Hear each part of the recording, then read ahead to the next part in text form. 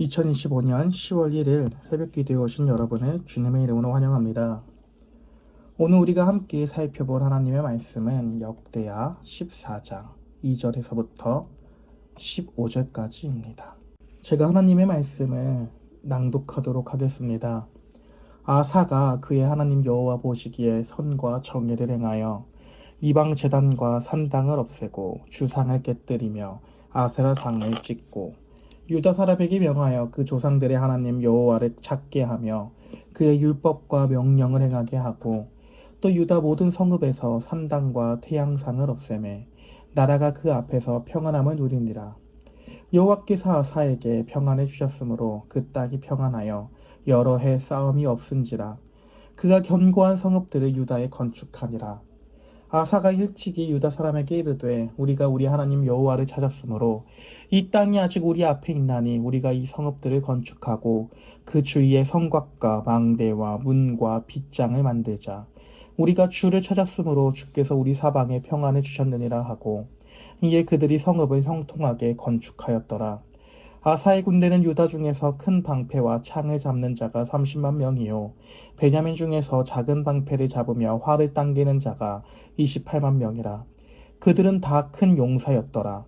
구스 사람 세라가 그들을 치려하여 군사 100만 명과 병거 300대를 거느리고 마레사의 이름에 아사가 마주 나가서 마르사의 스바다 골짜기에 전열을 갖추고 아사가 그의 하나님 여호와께 부르짖어 이르되 여호와여 힘이 강한 자와 약한 자 사이에는 주밖에 도와줄 이가 없사오니 우리 하나님 여호와여 우리를 도우소서. 우리가 주를 의지하오며 주의 이름을 의탁하옵고 이 많은 무리를 치러 왔나이다.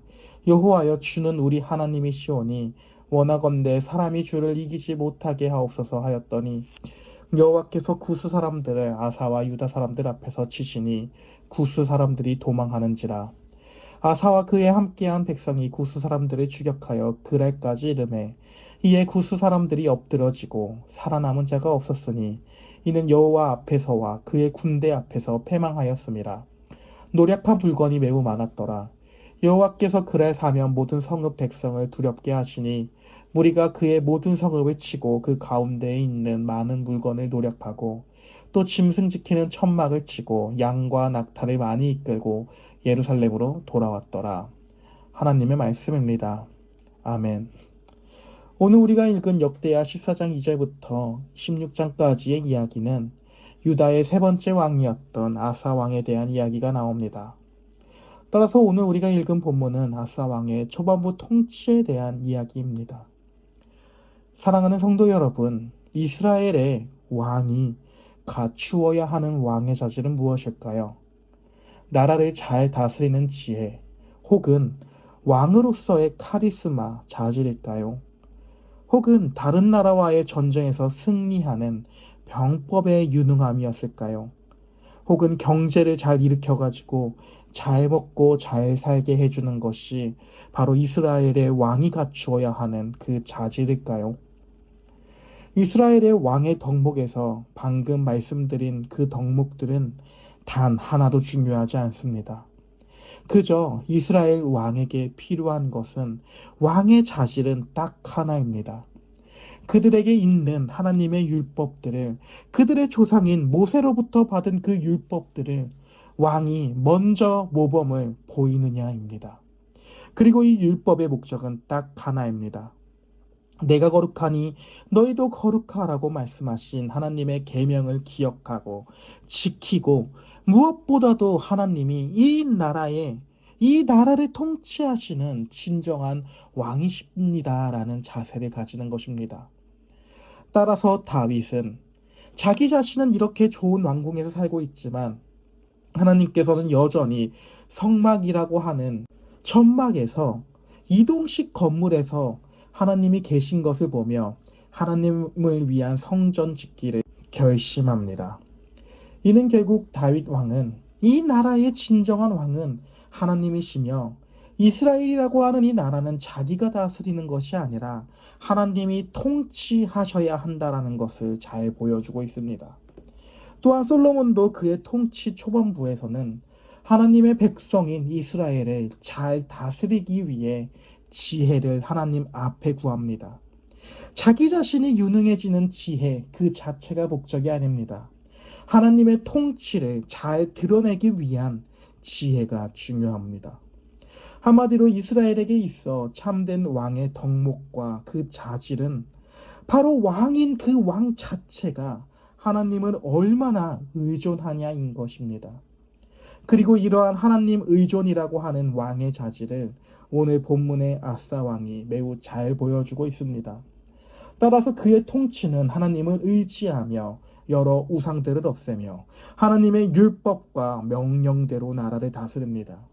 따라서 하나님이 아사 왕의 통치 기간 동안 이스라엘 땅 가운데에 전쟁이 없는 평안을 허락하십니다. 물론 오늘 본문에서는 전쟁을 하는 장면도 나옵니다.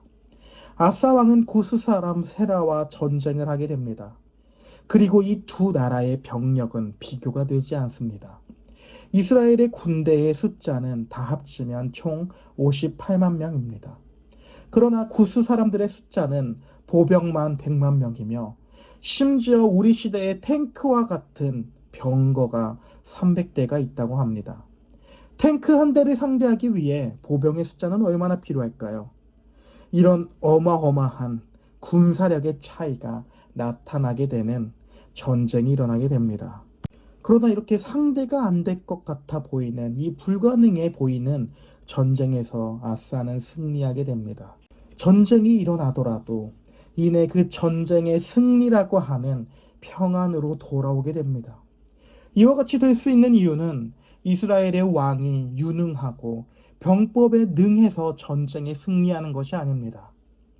이스라엘이 승리할 수 있는 단 하나의 이유는 오로지 하나님 앞에 있기 때문에 그 전쟁에서 승리하게 되는 것입니다. 사랑하는 성도 여러분, 성도의 삶이 이런 것입니다.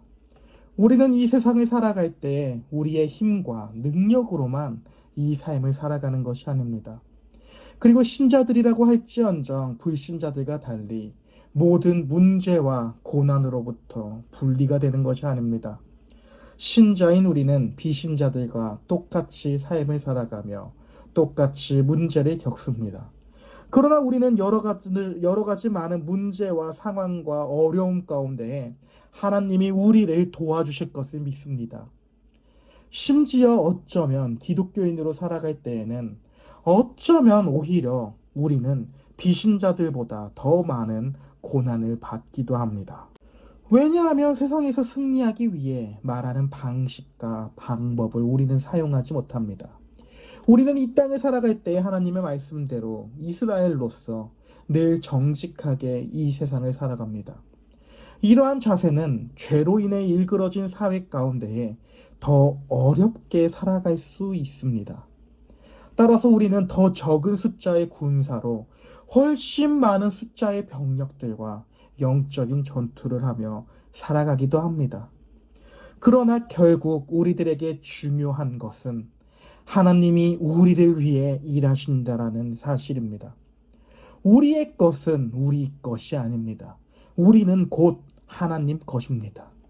그리고 하나님께서는 자신에게 속한 백성들을 위해 대신 싸워주십니다. 그렇게 우리는 평안을 얻습니다. 사랑하는 여러분, 하나님 안에 있어서 하나님께서 우리를 위해 대신 싸우신다라는 사실을 믿음으로 그리고 그 사실이 주는 평안을 누리면서 살아갈 수 있는 오늘 우리의 하루가 될 수 있기를 예수 그리스도의 이름으로 소망합니다. 함께 기도하도록 하겠습니다. 하나님 아버지, 하나님, 우리는 결국에 하나님의 것입니다. 그렇게 하나님께서는 하나님 안에 있는 우리들을 위해 결국 자기 자신의 영광을 위해 우리 대신에 하나님이 직접 싸워주십니다. 우리 대신에 싸워주시는 하나님의 일하심을 바라보는 오늘 우리의 하루가 될 수 있도록 도와주시고 결국 우리가 하는 모든 영적인 싸움이 이미 승리하였다라는 사실을 묵상하며 하나님 안에서 오는 평안을 누리면서 살아갈 수 있도록 도와주시옵소서. 감사합니다. 예수님의 이름으로 기도합니다. 아멘. 주기도문으로 오늘 새벽 기도를 마치도록 하겠습니다. 하늘에 계신 우리 아버지여, 이름이 거룩히 여김을 받으시오며 나라가 임하시오며 뜻이 하늘에서 이루어진 것 같이 땅에서도 이루어지리이다. 오늘날 우리에게 일용할 양식을 주옵시고 우리가 우리에게 죄 지은 자를 사하여 준 것 같이 우리의 죄를 사하여 주옵시고 우리를 시험에 들게 하지 마옵시고 다만 악에서 구하옵소서. 대개의 나라와 권세와 영광이 아버지께 영원히 있사옵나이다. 아멘.